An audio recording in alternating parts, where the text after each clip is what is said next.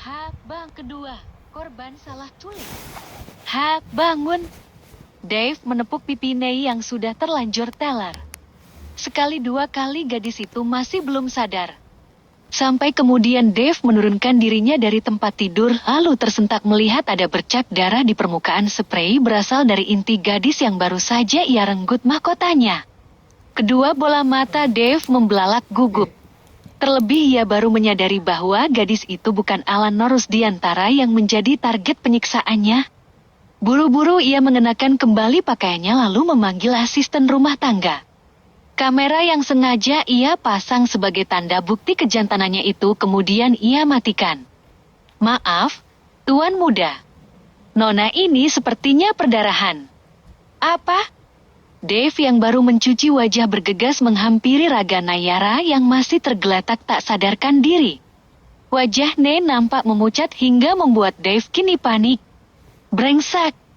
Umpatnya kesal karena rencana awalnya setelah berhasil menyetubuhi Eleanor.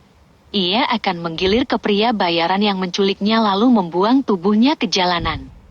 Bagaimana, Tuan Muda? Tanya asisten rumah tangga itu cemas lalu menepuk pipi Nayara yang masih belum mengenakan sehelai benang pun. Bawa dia ke rumah sakit. Dave segera melebarkan langkahnya keluar kamar dan menuju di mana beberapa pria bayaran itu berada. Bodoh. Murka Dave dengan mata memerah pada beberapa pria suruhannya. Kalian bisa kerja apa tidak? Hah? Empat pria bertubuh besar itu jelas saling pandang lantaran tak mengerti di mana letak kesalahan mereka. Sampai kemudian tim medis dari klinik layanan gedung Penteus datang dan membawa Ragane keluar dengan berangkar dorong menuju ambulans. Lihat! Lihat baik-baik! Apa mata kalian buta? Pandangan keempat pria bayaran itu lalu menatap mengikuti Brankar di bawah lalu kembali saling pandang dan mengangguk yakin. Maaf, Bos. Dia benar Alanor. Kami sudah membuntutinya sejak beberapa hari lalu. Dia ada di rumah sakit. Dia sedang menyamar, Bos. Menyamar kepalamu. Dasar anjing. Pergi kalian, sampah.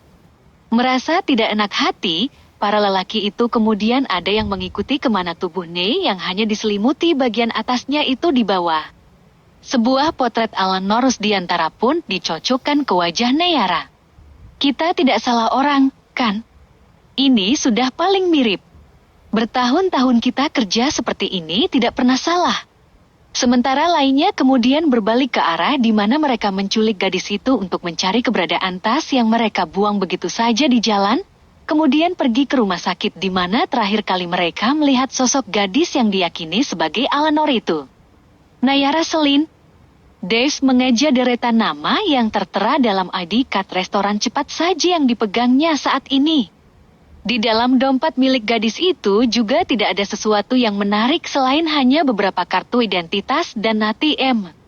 Dari foto yang tertera, hampir bisa dipastikan itu adalah wajah Alan Rusdiantara, gadis tengil dengan kesombongan luar biasa yang telah membuat malu Dave di hadapan banyak orang. Apa-apaan ini?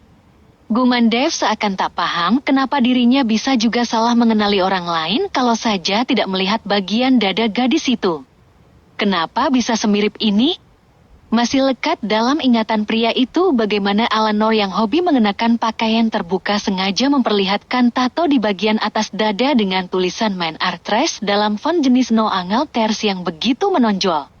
Tak sabar dengan kinerja orang-orang bayaran, Dave kini berangkat sendiri bersama asisten pribadinya ke rumah sakit tempat terakhir kali Alanor berada dan berdasar lokasi ponsel yang dilacak oleh pria itu.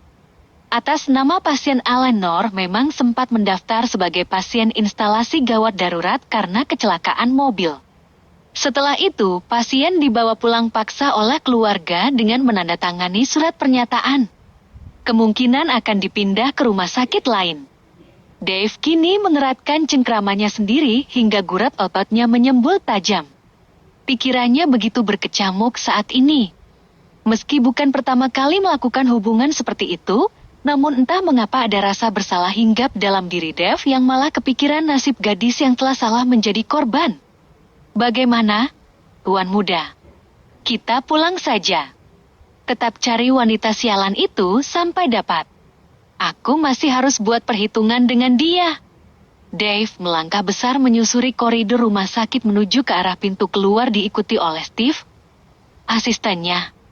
Sampai di dalam lift yang akan membawa mereka turun, indera pendengaran pria itu terusik oleh percakapan petugas rumah sakit yang berada satu ruangan dengannya.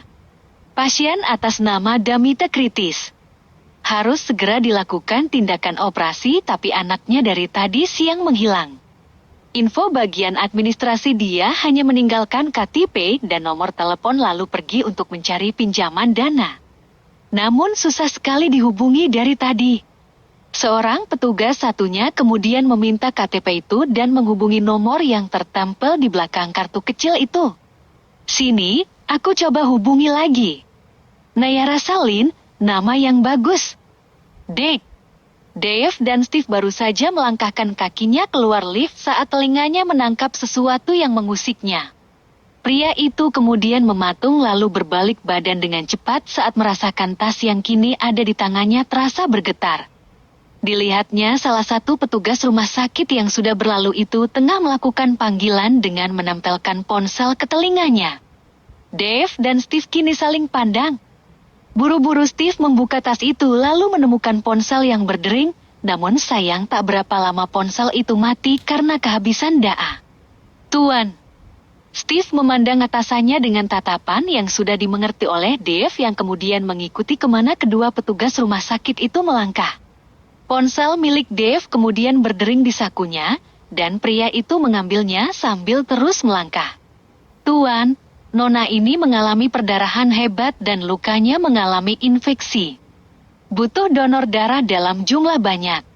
Kita tidak tahu identitas dia. Dave termangu sejenak. Luka cambuk yang berasal dari tangannya kini ternyata menimbulkan masalah. Belum lagi luka di bagian inti gadis itu yang juga berbuntu tidak baik-baik saja. Steve, kamu ke rumah sakit tempat gadis itu dirawat. Bawa tasnya. Mereka butuh identitas dia. Entah angin apa yang kemudian membawa Dave terus berjalan sampai di depan ruang ICU di mana kedua petugas itu berhenti. Perangainya yang dingin dan tidak berperasaan seolah hilang dan Dave pun tidak mengerti mengapa ia bisa sampai merasa bersalah seperti ini. Permisi. Pasien atas nama Damita, butuh biaya berapa? Setelah menyelesaikan urusan di rumah sakit, Dave kembali ke kediaman keluarganya di salah satu kawasan elit di ibu kota. Langkahnya masih tegap namun pandangannya tak tentu arah karena pikirannya berputar ke banyak hal saat ini. Dave, bagaimana? Sudah berhasil memberi pelajaran anak sombong itu? Seorang pria tua kisaran usia 70 tahun menyapa sang cucu yang baru kembali dengan langkah tak biasa.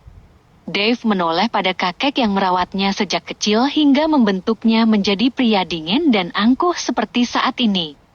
Dihampirinya, Hardianto Santoso yang duduk menunggunya pulang sambil menyedot cerutu mahal dan mengepulkan asapnya ke udara. Opa, apa menurut Opa di dunia ini ada dua orang yang bisa memiliki wajah yang begitu mirip meski mereka tidak ada hubungan apapun? Hardianto menatap cucunya dengan pandangan curiga. Dave, jangan bilang kalau kamu sudah salah menangkap orang.